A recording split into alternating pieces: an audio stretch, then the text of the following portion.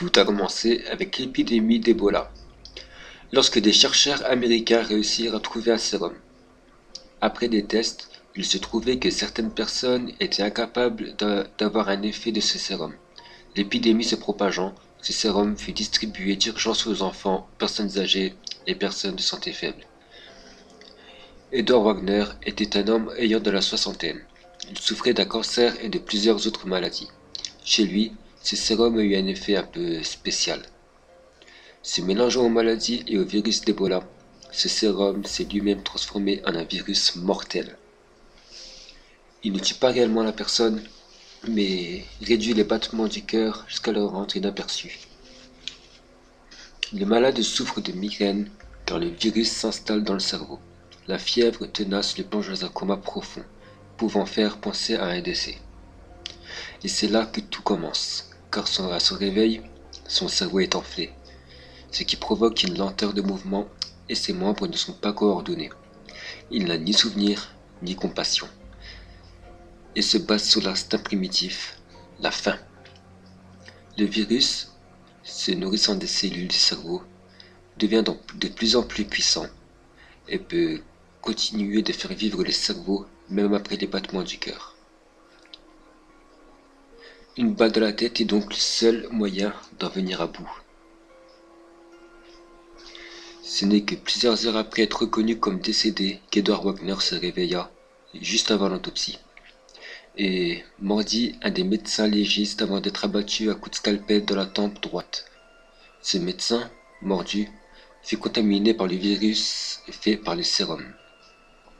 Et il attaqua son collègue. Ce fut bientôt tout l'hôpital qui fut envahi par ces malades carnivores, puis toute la ville, puis toute la France, qui fut nommée Zone Rouge.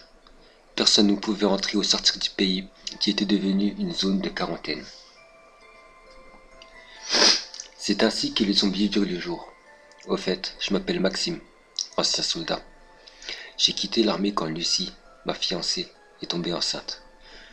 Tout se passait bien jusqu'à ce carnage, car les hôpitaux étant blindés par ces personnes infectées ou croyant l'être, Lucie a dû accoucher à l'ancienne.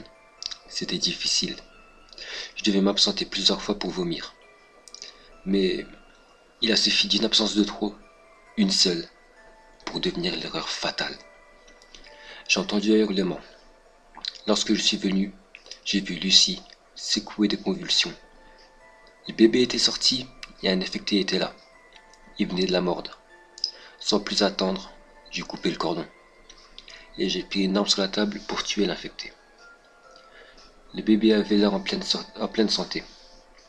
Le virus ne semblait pas l'avoir touché. Et pourtant, il n'a pas reçu une dose suffisante pour être contaminé. Ses cellules combattaient le virus. Mais physiquement, plus le temps passait, plus il se dégradait. Il pouvait passer inaperçu au milieu d'une horde d'infectés, car les infectés sentent quand la personne est infectée et ne s'attaquent pas entre eux. Ce doit être le virus qui fonctionne comme ça. C'est là que j'ai compris. J'ai mis 15 ans à trouver notre sauveur. Après avoir passé des années avec des survivants, les voyant mourir les uns après les autres, il est arrivé. Raphaël, un homme physiquement impressionnant, mais doux comme un agneau, scientifique avec un sacré cerveau bien développé. Il a donné sa vie pour nous, en nous aidant à traverser le pays et nous présenter son collègue spécialisé dans les maladies. Il étudiait les virus qui nous envahissaient, qu'il avait appelé V33-1ZB. En voyant mon fils, ce savant fou eut le visage illuminé de joie. Il savait qu'il avait trouvé son vaccin. Le reste de la mission était d'une simplicité. Cloner le sang vaccin de mon fils et en faire une dose illimitée. Nous pouvions donc tirer des fléchettes sur les infectés et mon fils pouvait se déplacer dans les hordes pour propager le vaccin.